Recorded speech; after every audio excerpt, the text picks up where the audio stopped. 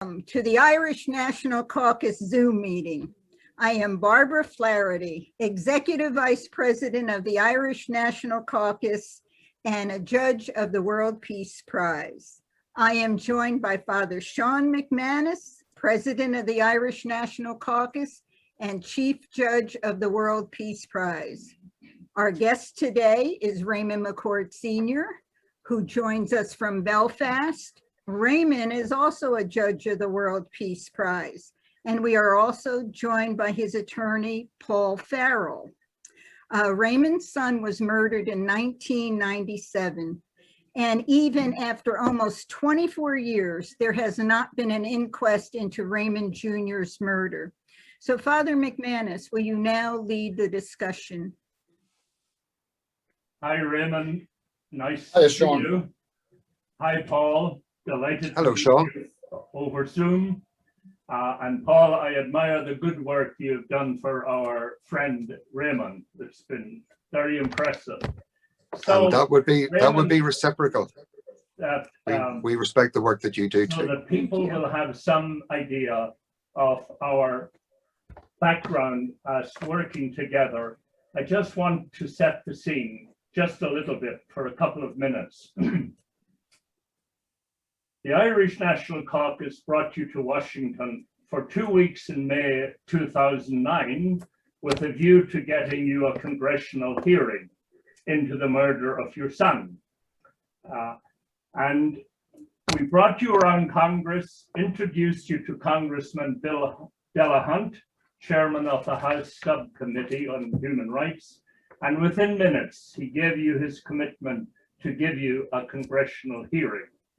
And in October 2009, we brought you back to testify at that hearing. Then in February 2020, we brought you again back to Washington just before COVID-19 struck. This time, we introduced you to chairman of the full House Committee on Foreign Affairs, under which all the subcommittees are ranked. And Congressman Elliott gave you a wonderful listening period and showed every intention of giving you another hearing. But COVID-19 struck and put an end to all our plans. And in the meantime, Congressman Elliott Engel lost his seat in the election. But we are still here, and your cause is still very much alive on Capitol Hill and in the Congress. So now, Raymond, please fill the audience in on your son's case and bring us up to date with the help of your distinguished counsel sitting beside you. Go ahead. First of all, Sean, I'd like to thank you and Barbara for everything that you've done for me and young Raymond in particular over the years. It's really appreciated. My son Raymond Jr. was murdered on the 9th of November 1997 by terrorists within my own community, the Ulster Volunteer Force. It turned out the terrorists had murdered him. It was proven in a special report by the Police Ombudsman for Northern Ireland, alone, that the murderers were all working for the British government as state agents. The new Raymond was going to be murdered. They received warnings from another agent that chose to ignore it and let young Raymond be murdered just to cover for their agents. After the murder, the case was going nowhere. And rather than go after the murderers, I get harassment from the police for years, arrested in a graveyard, and took an interrogation centre for 3 days in Armagh. Paul came down over those 3 days. He interviewed me over the 3 days with no solicitor present, because he interviewed me on the terrorism law, even though I wasn't a paramilitary. 24 years later, we have still never had an inquest for young Raymond, despite numerous, and I go sort of say dozens into hundreds even, appearances in court. The state has done everything that possibly can to cover up in the murder, who was involved in it, and who covered it up. The fear of the British government is where it leads to, and it leads to Downing Street, the Prime Minister's home. And that's where we sit today, 24 years later, still fighting to have an inquest.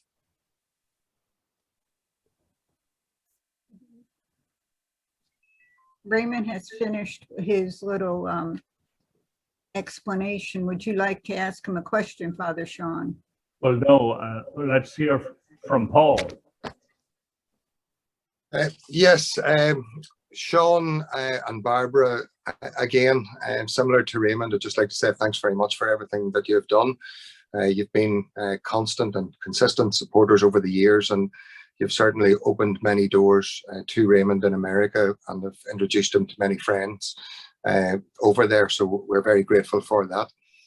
I think what we have to always keep focused on is what exactly the circumstances relating to young Raymond's death were all about.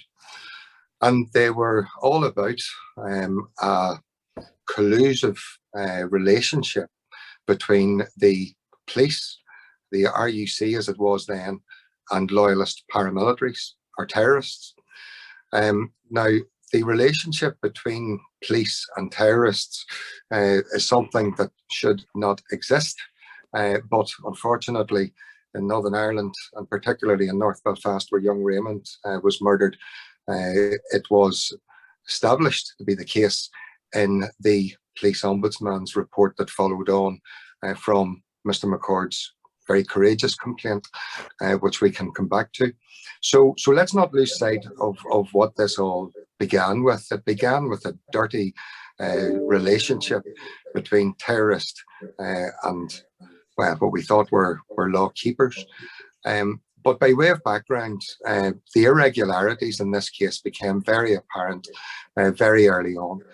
Mr. McCord, like any grieving father, was coming to me looking for the answers that the police weren't giving him. Under the old system, as was in operation then, before our peace agreements here in Northern Ireland, the police effectively investigated themselves. So whenever Raymond would come to me for an update, and I would ask for an update, and I would be given a very limited or a terse response, if I got one at all, the only way for me to complain about that was to the police. So effectively, the police were investigating the police. And that is again within the context of the relationship of collusion, which the police ombudsman's report established in Raymond's son's death. So it's very, very clear that this is a very, very, very messy beginning to a very difficult case. And although I'm Raymond's professional advisor, I've got to know him personally over the years. And you know what Raymond has done, you know, from a personal point of view, is nothing short of a Herculean achievement. He came to the table with his own gritty determination and a remarkable ability to let his story be known. And he has taken his story with your good services and the services of others to very senior corridors of power. But despite the support that he has from Dublin, from America, and from Europe and other international groups, the only group that seems to be still maintained on a course against him is that of the British government. The British government hold the keys to release everything. The British government could disclose everything about the background, the circumstances, what exactly was known by who, what was or wasn't done to prevent young Raymond's death. But they've chosen not to do so. So as a consequence, and it is extremely regrettable, Mr. McCord, a father who still grieves, still does not have the answers that he has been desperately seeking for the last approaching quarter of a century. And to my mind, it's just shameful, really. Paul, could I ask you to expand on the issue of the inquest and the importance of Article 2 for your inquest, please. Yes. Inquests, I'm not too sure if there's a similar coronial system in America or not, but really an inquest, although it is a court, it is a fact-finding court, and it will determine the cause of death, the date of death, and a number of other ancillary questions. The difference between an inquest per se, as we have known, is that, and I don't want to complicate your audience, but as a result of human rights legislation that was introduced UK-wide, the scope of an inquest could then be drawn out to cover a wider range of questions. And one of the issues that an inquest can now address is the state's obligations, responsibilities, duties, and shortcomings in relation to right to life issues. Quite clearly, in this case, it's an Article 2 compliant inquest because the state are right behind the 8 ball in relation to activities that led to the death of Raymond's son. So the benefit of an Article 2 compliant inquest is that, one, it gives the ability for representation, and two, it does allow us to go a little bit deeper into matters of disclosure over and above normal autopsy reports and such things like that. So it will be a very significant inquest. But, and again, disappointingly, Sean, and it's no comfort to Raymond, but we still don't have a date, and that's still unlikely to be forthcoming for some time. And Paul, the other thing which I think is important for your audience is that somewhere along the line at another hearing you had in part of the inquest proceedings, the judge or whoever was in charge made the point that because he wasn't getting cooperation from the police and no documents were being given, not only was Raymond's case put on hold, but he said that it would hold up other cases too.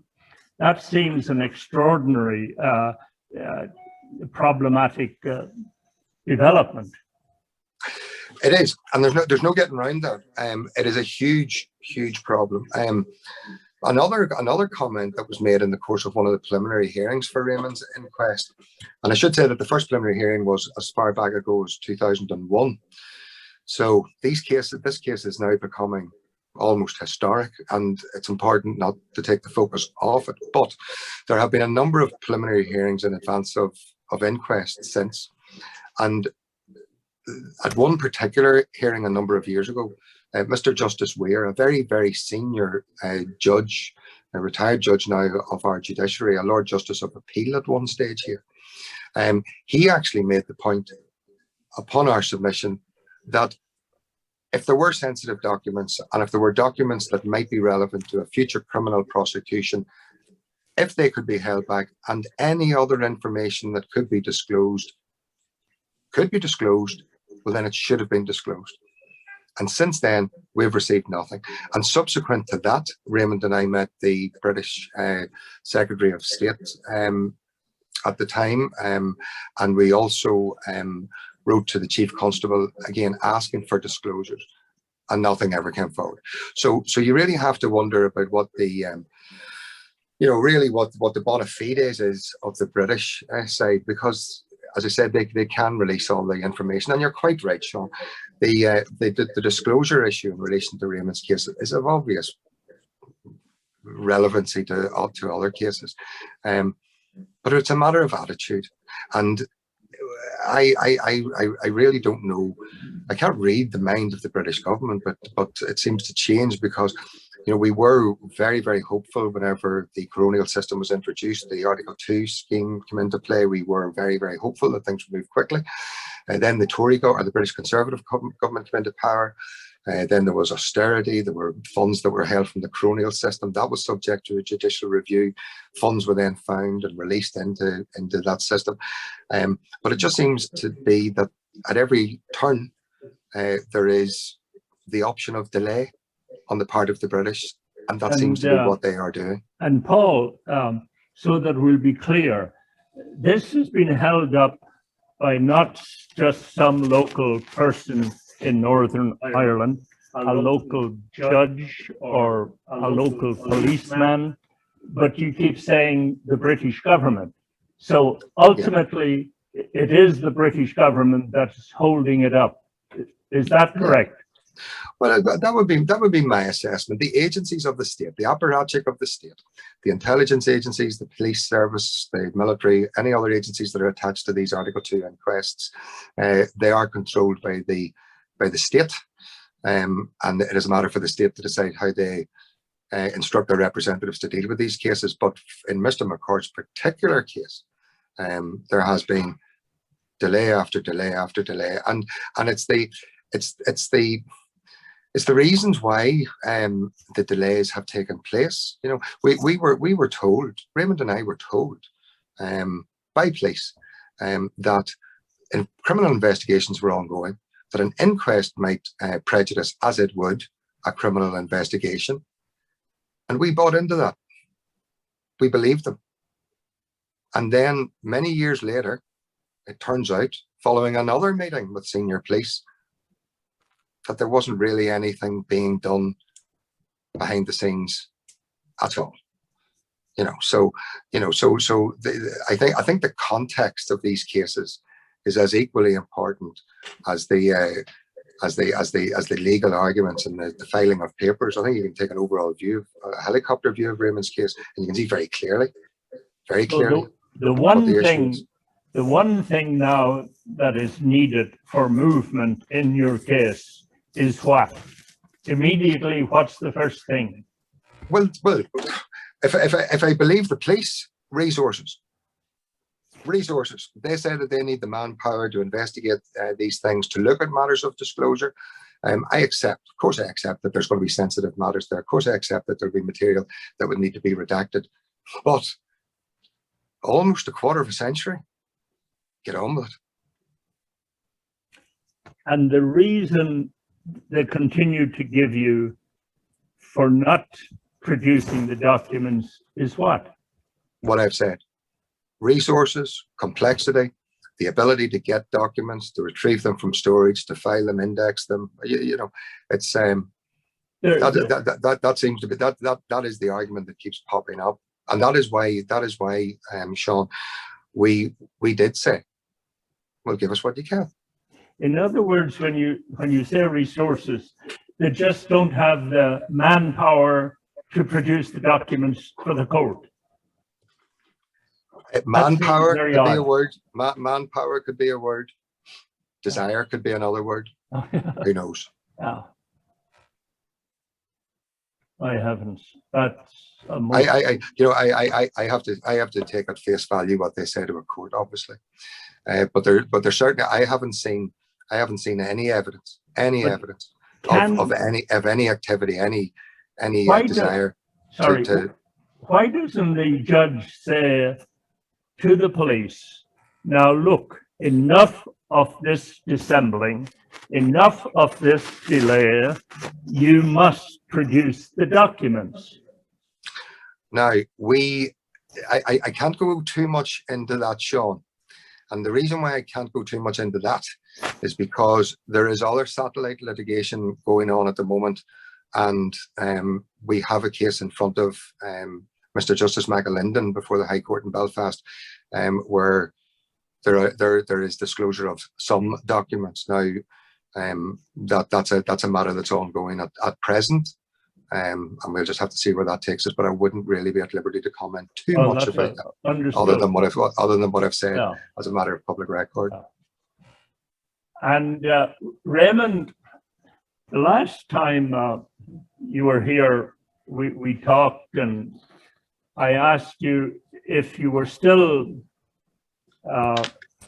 personally experiencing negative, unhelpful attitudes to you personally from the police. Does that still pertain? That's always been like that for 24 years.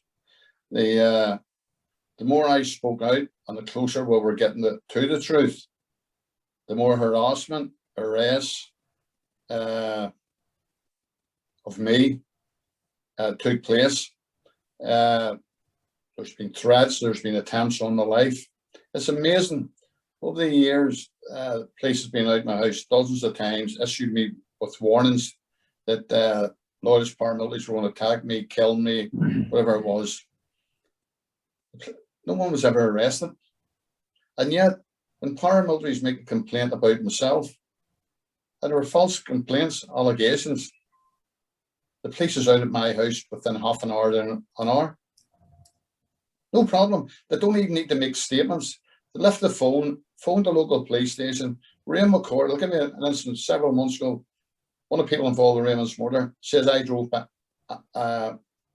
past his house. I wasn't near his house, but anyway, the police were out at my house. It was a Sunday afternoon, and says there's a complaint about you. Told me who it was, and I said, is there a statement against me or anything? No.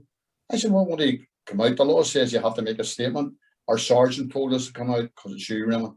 Now, this is the attitude, and people know me. I was never a paramilitary in my life. I fought with them from 16, 17 years of age. I had trouble with them around 16 when I was playing with Star of the Sea Football Club. Got a hassle with Bobby Sands, who were playing the same team as us. But none to this extent.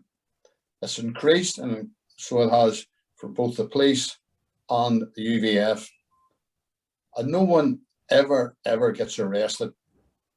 My family's homes were shot up several years ago. My ex-wives and my sisters, I lost paramilitaries, by people who weren't wearing masks.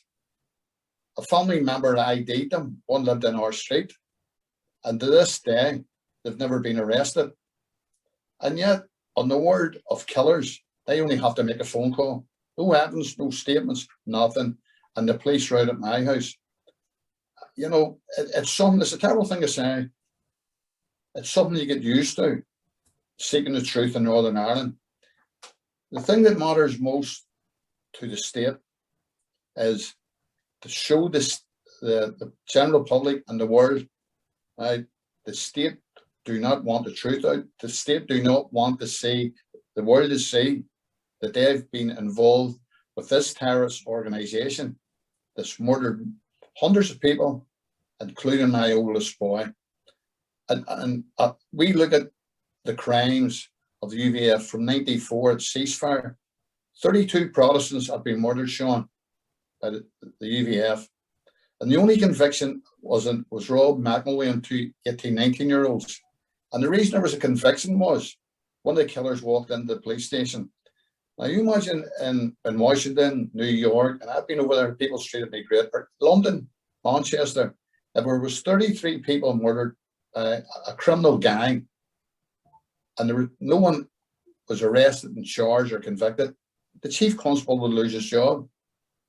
But the Prime Minister after Prime Minister have ignored me. No British Prime Minister has ever met me, even though they accepted there was collusion in my son's murder. We've requested them to meet them, and the last 2-3 chief constables have refused to meet me. They're frightened to meet me because the simple thing is they're frightened of the truth. And Raymond, what about the church leadership and political leadership in the Protestant Unionist community? Are you getting any solidarity, any moral support from any of those people?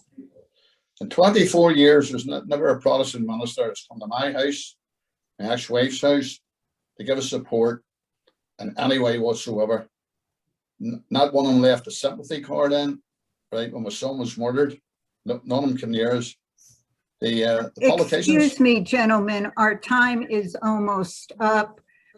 We want to thank you for participating. We look forward to seeing you again. And the Irish National Caucus will continue to support your case. Would you like to say something, Father Sean? God bless you all. Honored to be with you. Thank you, Sean. Thank you, Bob. Thank you very much. Thank you very much once again for everything. Thank you. We'll do this again. Absolutely, yeah, absolutely. Because can we talk? We have about a minute. Wait a minute. Yeah, because Sean, there is so much to talk about, and you know, it's only when the conversation gets going Yes. that you remember things. Now And, you know, we're still being recorded. That's Sean, fine. could I just, because I finish answering, no political party within unionism have supported my case to get justice for my son, but they'll sit and talk at the present time with terrorist organizations that murdered him.